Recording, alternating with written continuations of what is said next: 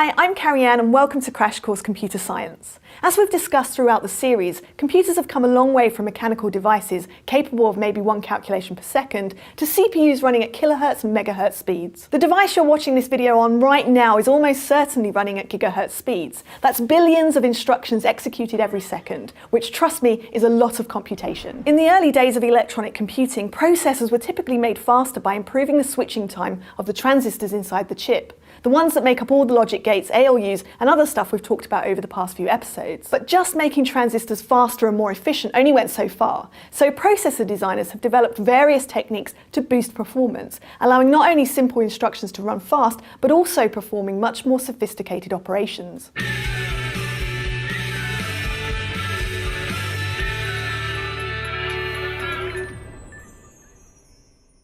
Last episode, we created a small program for our CPU that allowed us to divide two numbers. We did this by doing many subtractions in a row. So for example, 16 divided by 4 could be broken down into the smaller problem of 16 minus 4, minus 4, minus 4, minus 4. When we hit 0, or a negative number, we knew that we were done. But this approach gobbles up a lot of clock cycles and isn't particularly efficient. So most computer processors today have divide as one of the instructions that the ALU can perform in hardware. Of course, this extra circuitry makes the ALU bigger and more complicated to design, but also more capable. It's a complexity for speed trade-off that has been made many times in computing history. For instance, modern computer processors now have special circuits for things like graphics operations, decoding compressed video, and encrypting files, all of which are operations that would take many clock cycles to perform with standard operations. You may even have heard of processors with MMX, 3D Now, or SSE. These are processors with additional fancy circuits that allow them to execute additional fancy instructions for things like gaming and encryption. These extensions to the instruction set have grown and grown over time, and once people have written programs to take advantage of them, it's hard to remove them. So instruction sets tend to keep getting larger and larger, keeping all the old opcodes around for backwards compatibility. The Intel 4004, the first truly integrated CPU, had 46 instructions, which was enough to build a fully functional computer. But a modern computer processor has thousands of different instructions, which utilizes all sorts of clever and complex internal circuitry. Now, high clock speeds and fancy instruction sets tend to lead to another problem: getting data in and out of the CPU quickly enough. It's like having a powerful steam locomotive, but no way to shovel in coal fast enough. In this case, the bottleneck is RAM. RAM is typically a memory module that lies outside the CPU. This means that data has to be transmitted to and from RAM along sets of data wires, called a bus. This bus might only be a few centimeters long, and remember, those electrical signals are traveling near the speed of light. But when you're operating at gigahertz speeds, that's billionths of a second. Even this small delay starts to become problematic. It also takes time for RAM itself to look up the address, retrieve the data, and configure itself for output. So a load from RAM instruction might take dozens of clock cycles to complete.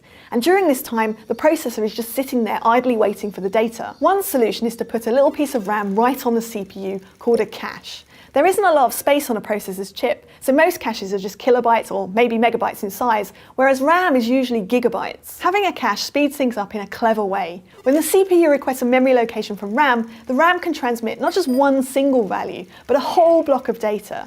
This takes only a little bit more time, but it allows this data block to be saved into the cache. This tends to be really useful because computer data is often arranged and processed sequentially. For example, let's say the processor is totaling up daily sales for a restaurant. It starts by fetching the first transaction from RAM at memory location 100.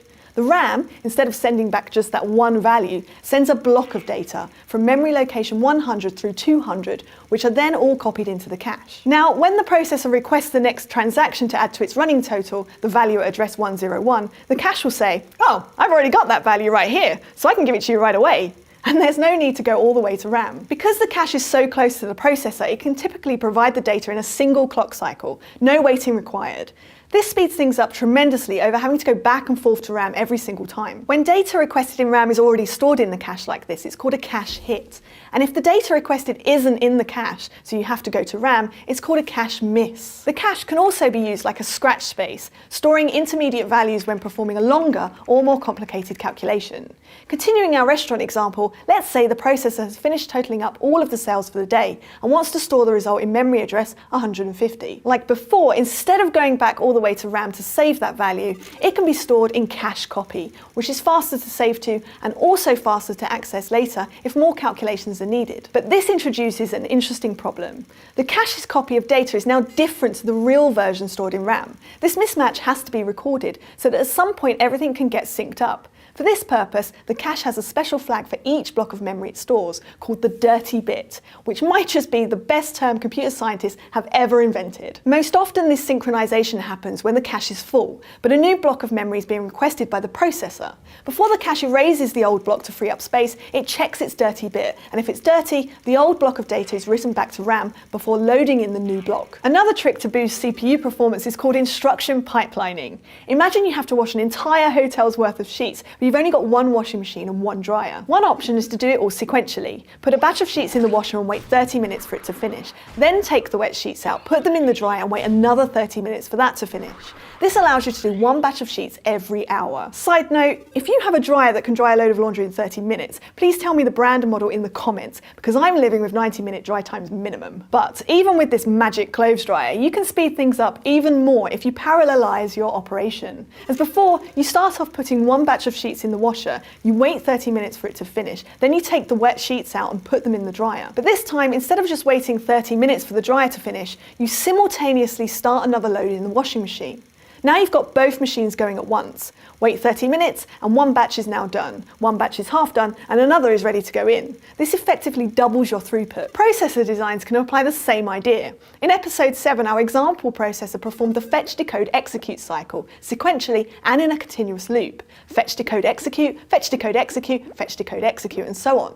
This meant our design required 3 clock cycles to execute one instruction. But each of these stages uses a different part of the CPU, meaning there is an opportunity to parallelize. While one instruction is getting executed, the next instruction could be getting decoded, and the instruction beyond that fetched from memory. All of these separate processes can overlap so that all parts of the CPU are active at any given time. In this pipeline design, an instruction is executed every single clock cycle, which triples the throughput. But just like with caching, this can lead to some tricky problems. A big hazard is a dependency in the instructions.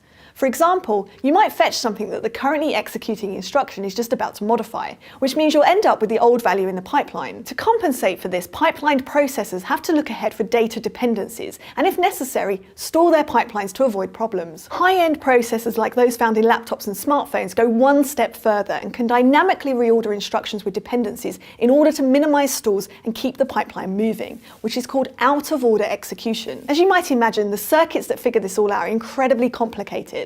Nonetheless, pipelining is tremendously effective and almost all processors implement it today. Another big hazard are conditional jump instructions. We talked about one example, a jump negative, last episode. These instructions change the execution flow of a program depending on a value. A simple pipelined processor will perform a long stall when it sees a jump instruction, waiting for the value to be finalized. Only once the jump outcome is known does the processor start refilling its pipeline. But this can produce long delays, so high-end processors have some tricks to deal with this problem too. Imagine an upcoming jump instruction as a fork in the road, a branch. Advanced CPUs guess which way they're going to go and start filling their pipeline with instructions based off that guess, a technique called speculative execution. When the jump instruction is finally resolved, if the CPU guessed correctly, then the pipeline is already full of the correct instructions and it can motor along without delay. However, if the CPU guessed wrong, it has to discard all of its speculative results and perform a pipeline flush. Sort of like when you miss a turn and have to do a U-turn to get back en route, and stop your GPS's insistent shouting! To minimize the effects of these flushes, CPU manufacturers have developed sophisticated ways to guess which way branches will go, called branch prediction. Instead of being a 50-50 guess, today's processors can often guess with over 90% accuracy. In an ideal case, pipelining lets you complete one instruction every single clock cycle. But then superscalar processors came along, which could execute more than one instruction per clock cycle. During the execute phase, even in a pipeline design, whole areas of the processor might be totally idle. For example, while executing an instruction that fetches a value from memory, the ALU is just going to be sitting there, not doing a thing. So why not fetch and decode several instructions at once, and whenever possible, execute instructions that require different parts of the CPU all at the same time. But we can take this one step further and add duplicate circuitry for popular instructions. For example, many processors will have 4, 8 or more identical ALUs, so they can execute many mathematical instructions all in parallel. Okay, the techniques we've discussed so far primarily optimize the execution throughput of a single stream of instructions. But another way to increase performance is to run several streams of instructions at once with multi-core processors. You might have heard of dual-core or quad-core processors. This means that there are multiple independent processing units inside of a single CPU chip.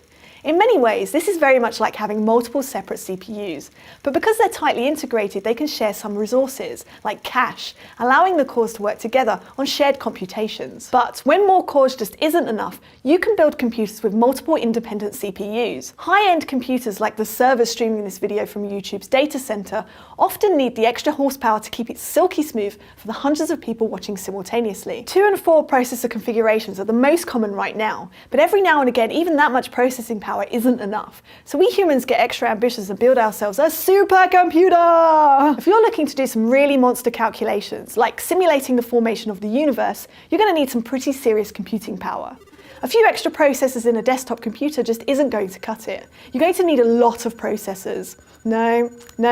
Even more than that, a lot more. When this video was made, the world's fastest computer was located in the National Supercomputing Center in Wuxi, China. The Sunway Taohao Lite contains a brain-melting 40,960 CPUs, each with 256 cores. That's over 10 million cores in total, and each one of those cores runs at 1.45 gigahertz. In total, this machine can process 93 quadrillion, that's 93 million billions, floating point math operations per second, known as flops.